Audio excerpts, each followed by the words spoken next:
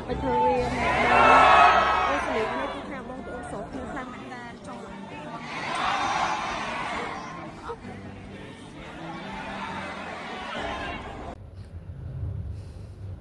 สวัสดีครับพี่ๆเพื่อนๆน้องๆทุกท่านครับผมเพิ่งไปเจอคลิปหนึ่งครับท่าน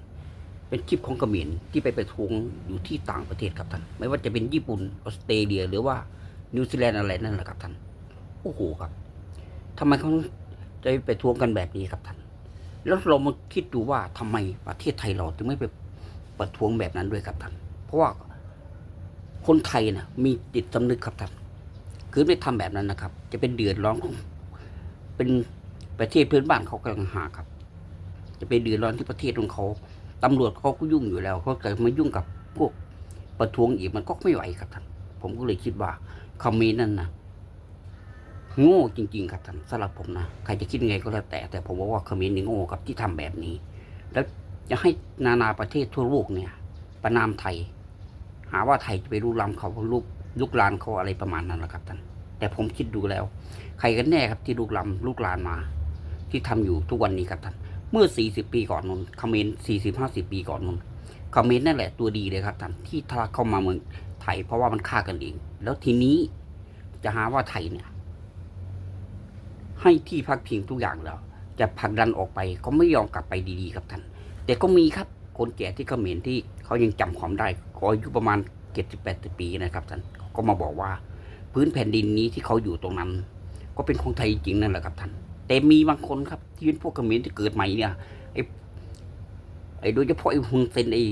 มันรู้ดีว่าอะไรเป็นอะไรแต่มันกลับยุยงส่งเสริมพวกทหารหรือว่าพวกประชาชนของมันเพื่อที่เข้ามาลุกรานไทยเหมือนเดิมครับท่านทหารไปอยู่ข้างหลังประชาชนโอ้โหแบบนี้มันไม่ได้นะครับท่านทหารอะไรไปอยู่หลังประชาชนไม่เหมือนกับไทยครับอยู่ข้างหน้าครับลบเพื่อประชาชนทุกคนครับแต่เขมรไม่ใช่สิครับท่านให้แล้วทีนี้ให้ประชาชนมาอยู่แนวหน้าทหารไทยก็ไม่กล้ายิงที่จะทำอะไรครับท่านคือพูดง่ายๆคือประชาชนเขาบริสุทธิ์เขาไม่อยากทำให้เป็นแบบนั้นครับท่านขอให้พี่เพื่อนน้องท่านดูคลิปนี้แล้วท่านจะรู้นะว่าทำไมครับพวกเขมรถึงทำแบบนี้นะครับมาโหดมาได้เลยเนี่ยเนี่ยบองปอนในประเทศญี่ปุ่นตั้งปีเมาบุญพักเลยเมาหลังเช็ดบักปีคือเลยแต่สมองชั่วตอนตายเกียดสมองชั่วตอนตายได้เต้มนุษย์เมาฉอนน่ะพวกวันน้องคนนี้สามัคคีคนนี้ฉอนน่ะมนุษย์มันแบ่งตรงรอยเนี่ยเต้นี่คือตรงปวันเนี่ยตายมาดองสามัคคีคนนี้ทางนะบองปอนเยอะในประเทศญี่ปุ่นคือสมองชั่วตั้งปีเมาบุญละโหดเมาหลังเช็ดบักปีเฮ้ยnơi đóตะวันโจชูnơi đóตะวันตะเปอร์กามันใช่มันไต้ออติดนี่เนี่ยตรงนี้โดยสารแต่การบัญชีมาเตะนั่นคือถังกัดจีกองนะยังถังกัดจีกองแต่ใบเอาแต่โจนมุกโชมุกตูไทยโจโดยสารแต่เบอร์ยังเติมเหมือนโดนแต่น้อยยังอะไรโชนมุกตูไทยโจบ้านเนี่ยยังถังแต่ทำโดนติดต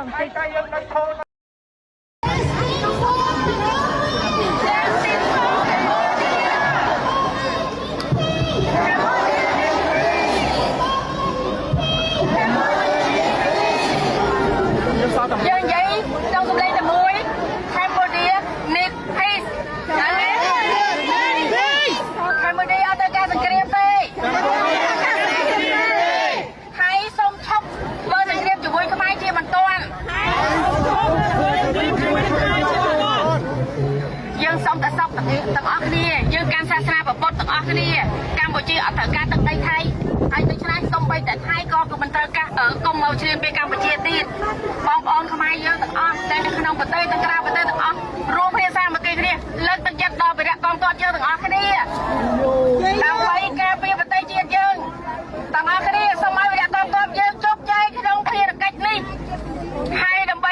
เรียกซาตึกใดการบูชาเยอะกับไอ้บ้านจังสงสัยมวยเตี้ยแคมโบเดียนิพีสไทย stop war now เจียวกัมพูชีเจียวกัมพูชีเจียวเวียกองตอกขมายเจียวเวียกองตอกขมายรายใจเจ้าเสื่อมCambodian in peace. Cambodian in peace. Stop Thai Thailand stop the war Thailand stop the war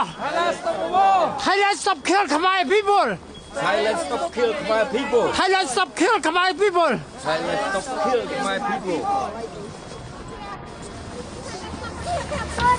Thailand stop kill